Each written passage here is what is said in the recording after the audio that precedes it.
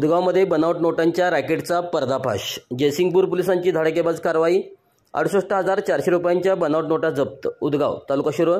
जयसिंगपूर उपविभागीय पोलिसांनी बुधवार दिनांक 29 ऑक्टोबर रोजी मध्यरात्री मोठी कारवाई करत उदगाव येथील बनावट नोटांच्या रॅकेटचा पर्दाफाश केला। चिंचवाड रोडवरील जनावरांच्या गोठ्यामध्ये पोलिसांनी छापा टाकून 68,400 रुपये किमतीच्या बनावट नोटा जप्त केल्या आहेत। या प्रकरणात पोलिसांनी तिघांना अटक केली असून जयसिंगपूर पोलीस ठाण्यात गुन्हा दाखल करण्याचे काम सुरू आहे।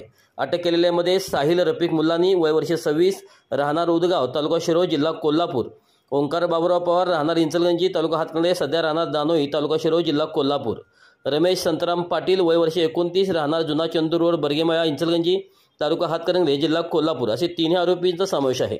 प्राथमिक चौकशीतून समोर आलेल्या माहितीनुसार बनावट नोटा छापण्यासाठी वापरलेले प्रिंटर आणि इतर साहित्य पोलिसांनी जप्त केले आहे। इंचलगंजी आणि दानोई परिसरातील या रॅकेटमधील हालचालीचा शोध घेत पोलिसांनी ही कारवाई केली। सध्या पोलिसांकडून ताब्यातील तिन्ही आरोपींची कसून चौकशी सुरू असून या रॅकेटचे आणखी काही धागेदोरे आणि मुख्य सूत्रधार लवकरच उघडकीस येतील अशी माहिती पोलीस सूत्रधारांच्याकडून मिळाली आहे।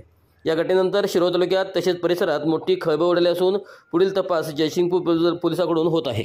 अशाच बातम्यांसाठी आमच्यासोबत कनेक्ट रहा। चांग भलं न्यूजला लाईक करा, शेअर करा, सबस्क्राईब करा व कमेंट्स करायला विसरू नका।